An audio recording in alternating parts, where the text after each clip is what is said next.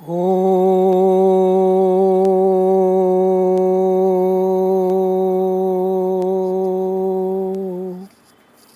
नमो नमः। मंत्रमय जीवन हो। लेख तीसरा, बिस्तर से उठते उठते। लेखक श्रीपाद अभ्यंकर, मुंबई। जगते ही प्रातःस्मरण होना चाहिए, ये तो हमने समझ लिया है। उसके बाद बिस्तर से उठने के बजाय बिस्तर में ही सुखासन में बैठ जाए और जैसा मैंने अभी किया वैसा ओंकार ध्यान करें। फिर दोनों तलवे जोड़कर, जैसे नमाज में जोड़ते हैं वैसे जोड़कर, आंखों के सामने रखकर ये मंत्र कहिए। कराग्रे वसते लक्ष्मी, कर मध्ये सरस्वती, कर मूले तु गोविंद, प्रभाते कर दर्शनम। यहाँ कराग्रे, कर अग्रे, कर मध्य और कर मूले, इन शब्दों में कर है। कर मतलब हाथ, अग्रे, मध्य और मूले ये अपनी हथेली पर के 3 स्थान हैं। हम हाथ आगे बढ़ाते हैं, उस समय हाथ का जो भाग अग्रेसर होता है वही अग्रभाग, हथेली का बीच वाला भाग वही मध्य भाग, और कलाई के पास जो हथेली का भाग होता है वो मूल भाग।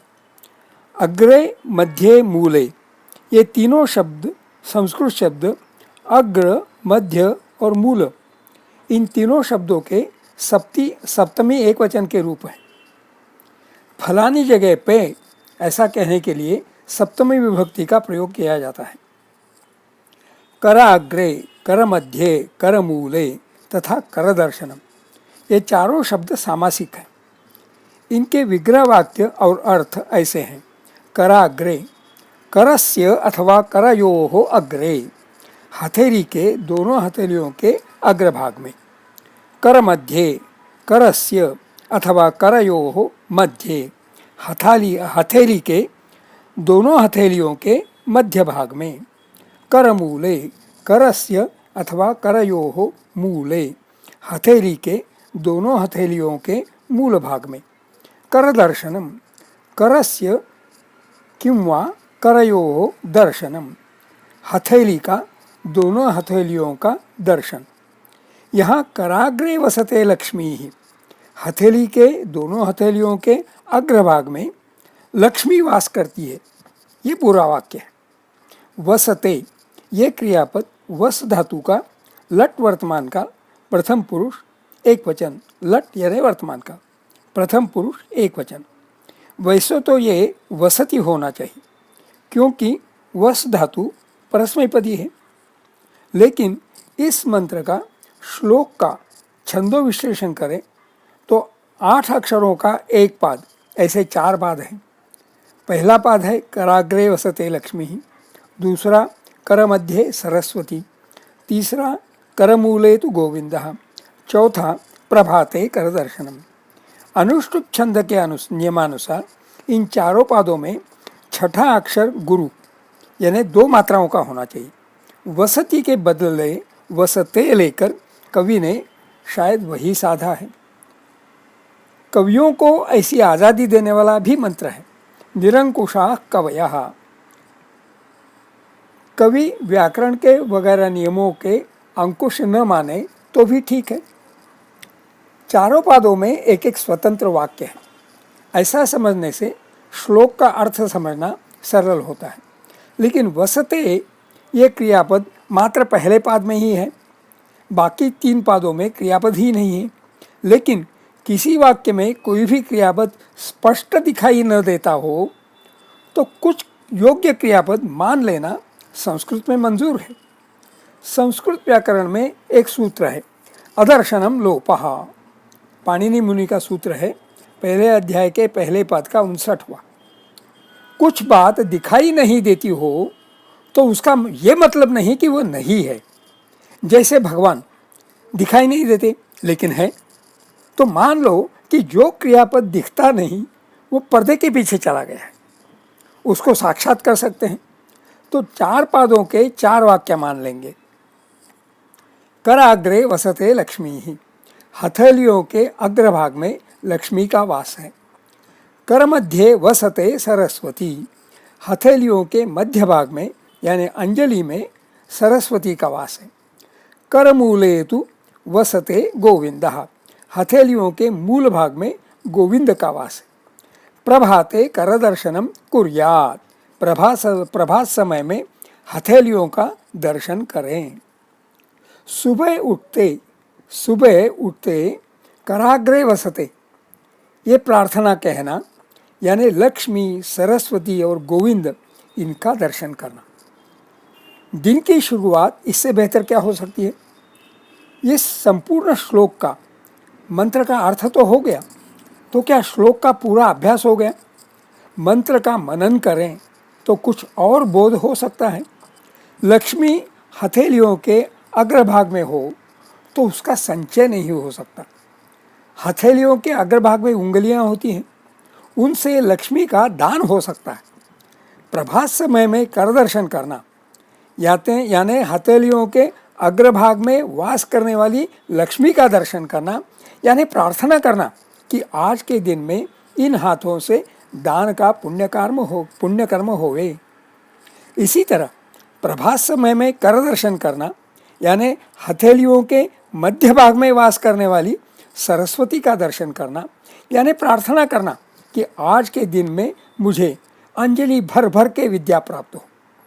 सरस्वती विद्या की देवता है, तो उसे से प्रार्थना करें विद्या के लिए। खास सरस्वती जी की प्रार्थना का एक विशेष श्लोक भी है। या कुंदेन्दु तुषार हार धवला, या शुभ्रवस्त्रावृता, या वीणा वरदंड मंडित करा, या श्वेत पद्मासना, या ब्रह्माच्युत शंकर प्रभृतिभिर्देवैः सदा वंदिता, सा मां पातु सरस्वती भगवती निःशेषजाड्यापः। यहाँ हर एक लाइन में 19 अक्षर है। श्लोक का छंदो विश्लेषण करने की विधि में हर एक अक्षर के उच्चार समझते अक्षर की मात्रा, लघु 1, गुरु 2 गिने तो यहाँ क्रम है 2 2 2 1 1 2 1 2 1 1 1 2 2 2 1 2 2 1 2। 3 अक्षरों की मात्राओं के गण बनाते हैं। गण में मात्राएं कैसी ढांचे की हो उस प्रकार से गणों के नाम होते हैं। 2 2 2 इस ढांचे का गण का नाम म। 1 1 2 इस ढांचे का गण का नाम स। 1 2 1 इस ढांचे का गण का नाम ज। 2 2 1 इस ढांचे का गण का नाम त। लाइन के आखिर में कुछ अकेला अक्षर हो तो उसकी मात्राएं 2 यानी ग, गुरु। तो म स ज स त त ग, ये गण शार्दूल विक्रीडित वृत्त या छंद के होते हैं। यहाँ के वाक्यांशों का और शब्दों का भी अभ्यास करें। या कुंदेन्दु तुषार हार धवला, या जो, कुंदेन्दु तुषार हार धवला, कुंद इंदु तुषार हार धवला, कुंदः इव इंदुः इति कुंदेन्दुः। कुंद यानी जस्मिन, इंदु यानी चंद्र, कुंदेन्दुः जस्मिन जैसा चंद्रमा, तुषार फवारा, हार पानी के बूंदों का हार, धवला धवल, कुंदेन्दु तुषार हार धवला, जो जस्मिन जैसे चंद्रमा के किरणों के फवारों के बूंदों के हारों जैसी धवल, कुंदेन्दु तुषार हार धवला। या शुभ्र वस्त्रावृता, शुभ्र वस्त्र आवृता, शुभ्रेण वस्त्रेण आवृता इति शुभ्र वस्त्रावृता, शुभ्रेण शुभ्र सफेद।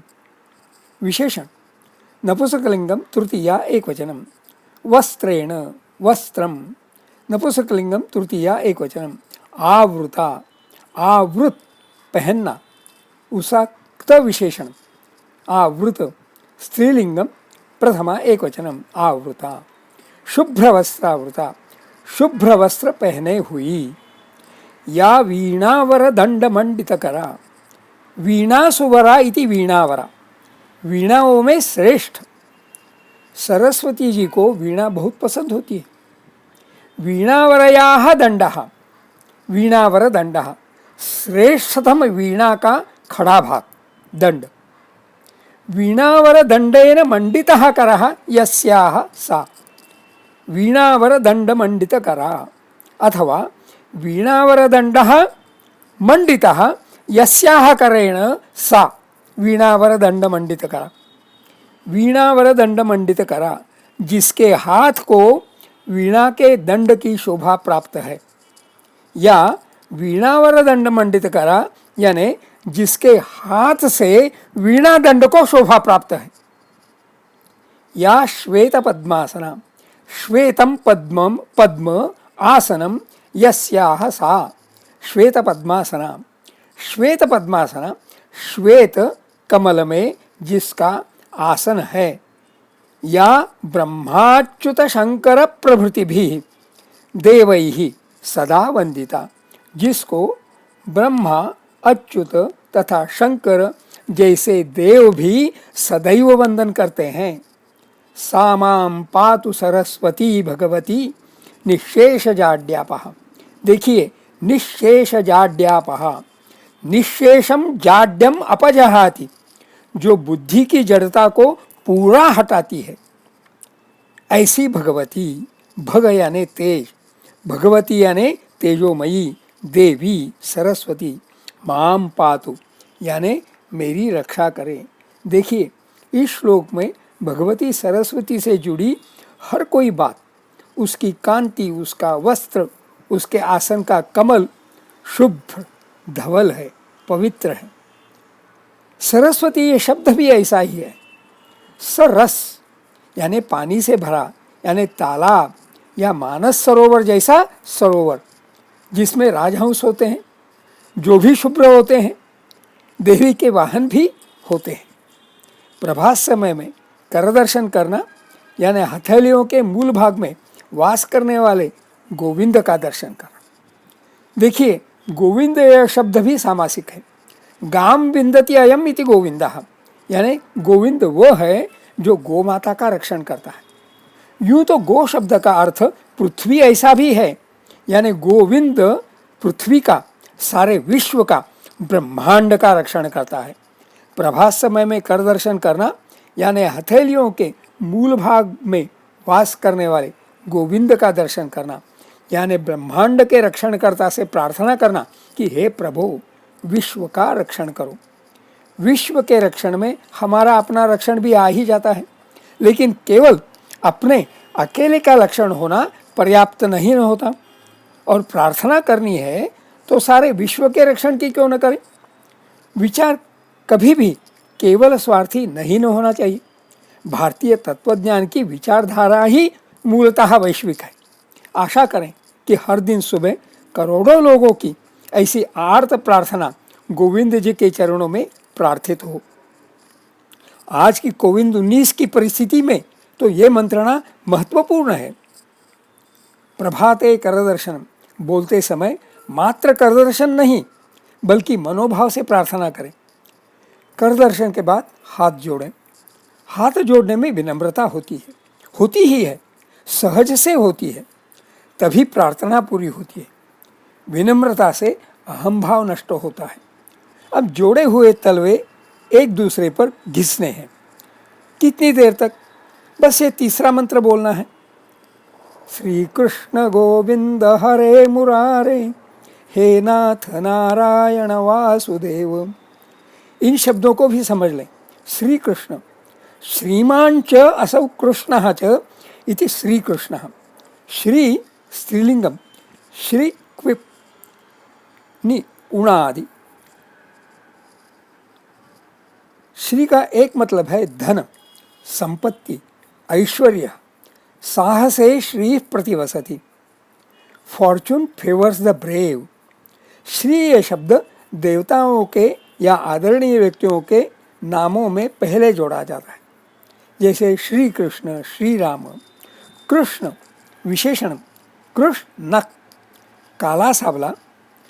विष्णु, कृष्ण भगवान विष्णु का 7वां अवतार। गोविंद इस शब्द का विवेचन ऊपर किया है। गाम विंदति अयम इति गोविंदा, यानी गोविंद वह है जो गोमाता का रक्षण करता है। यूँ तो गो शब्द का अर्थ पृथ्वी ऐसा भी है, यानी गोविंद पृथ्वी का, सारे विश्व का, ब्रह्मांड का रक्षण करता है। गो पुल्लिंगम स्त्रीलिंगम व प्रथमा विभक्ति में गौहु। गच्छति अनेन गम करणे डो। एक श्लोक में गो शब्द के अनेक अर्थ समाये हैं। गौर्वज्रम गौः प्रभा भूमिर्वाणी तोयम त्रिविष्टपम धेनुर्बस्तो वृषो दिग्गौर नेत्रम लज्जा गुरुरमा। गोविंदा गोपाल भगवान श्री कृष्ण का नाम। हरे हरि विशेषण, पुल्लिंगम संबोधन एकवचनम। रु इन आपके मन का व्यवधान अपनी तरफ खींचने वाला। रु इन हरि,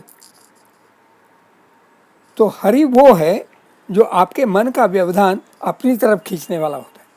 मुरारे मुरारी विशेषणम पुल्लिंगम संबोधनम एकवचनम। मुरस्य हरिहि इति मुरारी। मुरह श्री कृष्ण के हाथों मारे गए राक्षस का नाम। यह संसारे भवदुस्तारे कृपया पारे पाहि मुरारे। आदि शंकराचार्य जी का एक ऐसा भी स्तोत्र है। यह संसारे भवदुस्तारे कृपया पारे पाहि मुरारे। हे नाथ, नाथ संबोधनैक वचनम। नारायण विष्णु जी का एक नाम। दरअसल नारायण ये सामासिक शब्द है। नारम प्रति अयनम यस्य सह नारायण। नार यानी पानी, पानी जिसका निवास स्थान है वह नारायण। मनुस्मृति में आपो नारा इति भोक्ता इति प्रोक्ता आपो वै नरसूनवः ता यदस्यायनं पूर्वं तेन नारायण स्मृतः। महाभारत के पहले श्लोक में नारायणं नमस्कृत्य नरं चैव नरोत्तमं देवीं सरस्वतीं व्यासं ततो जयमुदीरयेत्। जगन्नाथ पंडित कहते हैं, नीरे नीरचरैः समं स भगवान् निद्राति नारायणः। वासुदेवः वासुदेवः वसुदेवस्य अपत्यम अण्, वसुदेव जी की संतान, खासकर श्री कृष्ण। अब तलवे एक दूसरे पर घिसने से जो थोड़ी सी गर्मी बनेगी उससे आँखों को सेकें। देख लीजिएगा कि उतने से सेक से भी कैसे शांति और ताजगी महसूस होती है। बिस्तर से उठने से पहले एक और मंत्र पढ़ लें। समुद्र वसने देवी पर्वतस्तन मंडले विष्णुपत्नी नमस्तुभ्यम पादस्पर्शम क्षमस्व में। यहाँ दूसरे चरण में नमस्तुभ्यम, नमः तुभ्यम, तुम्हें नमस्कार। तुम्हें यानी किसको?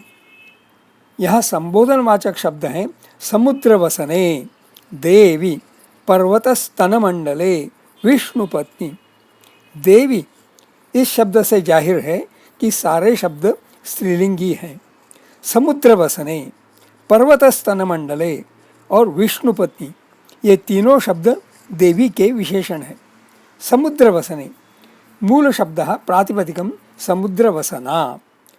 समुद्रः वसनम यस्याः सा समुद्र वसना, बहुव्रीहि समास। वसनम इस शब्द की व्युत्पत्ति है धातु वस आधारे। वस ल्युट वसनम, जहाँ आधार का अनुभव हो वैसी जगह, मतलब वसनम। वसनम का दूसरा मतलब है वस्त्रम, कपड़ा। इससे भी जोर से चलती हवा से, जाड़े से आधार मिलता है। समुद्र वसना, समुद्र जिसका निवास स्थान है, जिसके लिए समुद्र ही वस्त्र जैसा है। देवी मूल शब्द यानी प्रातिपदिकम देवी। देखिए देवी इस प्रातिपदिक में वी दीर्घ है, देवी इस संबोधन में वी ह्रस्व है। संस्कृत शब्दों का उच्चार करते समय उच्चार सही ही हो ऐसे अनुशासन की आदत सी बननी चाहिए। संस्कृत शब्दों के उच्चार सिर्फ शब्द या अक्षर के तहत ही नहीं बल्कि वर्णों के तहत भी सही होने चाहिए। संस्कृत शब्दों के उच्चारों के बहाने यदि अनुशासन हमारे सारे व्यवहारों में स्वाभाविक बन जाए तो अच्छा ही है। पर्वतस्तनमंडले, प्रातिपदिकम पर्वतस्तनमंडला। इस सामासिक शब्द में 3 पद हैं। विग्रह वाक्य 2 पदों को लेकर बनाए तो अच्छा होगा। पर्वताः स्तनानि इव इति पर्वतस्तनानि, कर्मधारय समास। पर्वतस्तनानां मंडलम, मंडलानि यस्याः सा पर्वतस्तनमंडला, बहुव्रीहि समास। पर्वत ही जिसके स्तनों के मंडल जैसे हैं। क्योंकि हमारी प्यास बुझाने वाली जीवन धारा जिन नदियों में बहती है उनका उगम पर्वतों की ऊंचाइयों में ही होता है। शायद इसी विचार से कवि ने पर्वतों को स्तनों की उपमा दी है। जीवन धारा देने वाले पर्वत, स्तन। विष्णु पत्नी, प्रातिपदिकम विष्णु पत्नी, विष्णोः पत्नी इति विष्णु पत्नी, षष्ठी तत्पुरुष। विष्णु पत्नी यानी लक्ष्मी। यह समुद्र वसना पर्वतस्तन मंडला पृथ्वी के भूमाता के विशेषण है। तो कवि ने भूमाता को भी विष्णु पत्नी कहा है, यानी पृथ्वी पत्नी और विष्णु जी पति हैं। पति ने पत्नी का भरण पोषण रक्षण करना होता है। वराह अवतार में विष्णु जी ने प्रलय जल से रक्षण तो किया, तो जरूर भूमाता विष्णु पत्नी है। नमस्तुभ्यम, नमः तुभ्यम, तुम्हें नमस्कार। तुभ्यम युष्मत् सर्वनाम, मध्यम पुरुषीयम सर्वनाम, चतुर्थी एक वचनम। जब नमस्कार करने के अर्थ से नमः शब्द का प्रयोग होता है तब जिसको नमस्कार उसकी चतुर्थी होनी चाहिए। जैसे श्री गणेशाय नमः में श्री गणेशाय, ये श्री गणेश इस शब्द का चतुर्थी एक वचन है। पादस्पर्शम क्षमस्व में पादस्पर्शम क्षमस्व, मेरे पांव लग जाएंगे इसके लिए मुझे क्षमा करो। मैं अस्मत् सर्वनाम, षष्ठी एक वचनम। पादस्पर्शम, पादस्पर्श पुल्लिंगम, द्वितीया एक वचनम। पादेन पादाभ्यां वा स्पर्शः इति पादस्पर्शः, तृतीया सत्पुरुषः। क्षमस्व, क्षम प्रथमगणीयः आत्मनेपदी, लोट लकार आज्ञार्थः मध्यमपुरुषः एक वचनम। क्षम क्षमूंष सहने, भ्वादिः आत्मनेपदी सकर्मकः। वेट सहन करना, क्षमा करना। दिन भर में हम इधर उधर जाएंगे तो भूमाता को पादस्पर्श होना अपरिहार्य है। कोई पूछ सकते हैं कि जो अपरिहार्य है तो क्या उसके लिए भी क्षमा मांगना जरूरी है? क्या हम भूमाता की तुलना में बहुत ही छोटे नहीं हैं? वैसे भी गलती से भी हमारा पाँव किसी को लग जाए तो फिर माफ़ी मांगना तो सदाचार है ही, सदाचार है ही। तो सुबह सुबह भूमाता से क्षमा मांगना सदाचार ही है। इस मंत्र में 3 क्रियाएं हैं। इसमें भूमाता को संबोधित करने वाले समुद्र वसने, देवी, पर्वतस्तन मंडले, विष्णु पत्नी आदि संबोधनों में और विशेषणों में भूमाता का गुणवर्णन है और स्तुति भी है। नमस्तुभ्यम कहते हुए सादर वंदन है। पादस्पर्शम क्षमस्व में कहते हुए क्षमा याचना है। यह मंत्र कहने के साथ साथ क्यों न जमीन को हाथ लगाकर वंदन करें और हो सके तो माथा भी टेके। अब हम बिस्तर से उठ सकते हैं। यहाँ हाँ, यह सब निपटाने की तरह जल्दबाजी में न करें, आराम से करें। आराम से करने में यह भी फायदा रहेगा कि लचक भरने का डर नहीं रहेगा। हुई न दिन की शुरुआत कुछ मंत्र साधना के साथ। उठकर नित्य कर्म की तरफ जाने के पहले अपना बिस्तर खुद ही जरूर समेटें। बिस्तर समेटते समय भी कुछ मंत्र जाप जरूर चालू हो रह सकता है। ध्रुव बाल जब राजमहल छोड़कर भगवान की खोज में निकल पड़े तो नारद मुनि उनसे मिले। नारद मुनि ने जाप करने लिए एक सादा सा मंत्र बताया। ओम नमो भगवते वासुदेवाय। मंत्र 3 में नमस्तुभ्यम में नमः था। इस मंत्र में नमो भगवते, नमः भगवते है। नमस्तुभ्यम में नमः के विसर्ग का स हुआ है, यहाँ विसर्ग का उ हुआ, यानी कि नम प्लस अ प्लस उ। इन वर्णों का उच्चार सारे वर्ण मिलाकर नमो हो जाएगा। तो नमो भगवते मतलब नमः भगवते। क्योंकि इधर नमः है, संबंधित शब्दों की चतुर्थी लेनी है।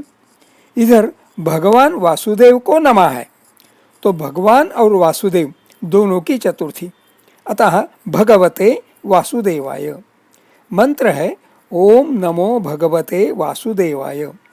इस मंत्र में 12 अक्षर हैं, इसके कारण इसे द्वादशाक्षरी मंत्र भी कहते हैं। इससे छोटा षडाक्षरी मंत्र है ओम नमः शिवाय। जिसे जो देवता भाए उस मंत्र का जाप करें। भगवान वासुदेव यानी श्री कृष्ण भगवान विष्णु जी के अवतार हैं। विष्णु भक्त वैष्णव कहलाते हैं और शिव भक्त शैव। शैव विभूति माथे पर विभूति आड़े में लगाते हैं और वैष्णव खड़े में। बस वाद चल पड़ा कि विभूति आड़े में लगाना सही है कि खड़े में। ईश्वर भक्तों के 2 संप्रदाय बन गए। ईश्वर भक्त 2 गुटों में बट गए, शैव और वैष्णव। ना समझी ये है ना सारी। मंत्र जो भी हो, महत्व इस बात का हो कि जीवनी मंत्र में हो। तकनीकी प्रगति के चलते अपने मोबाइल पर भी बहुत कई मंत्रगान सुन सकते हैं और शुरू हो सकता है मंत्रमय दिनक्रम। सुदिनम अस्तु, शुभम अस्तु।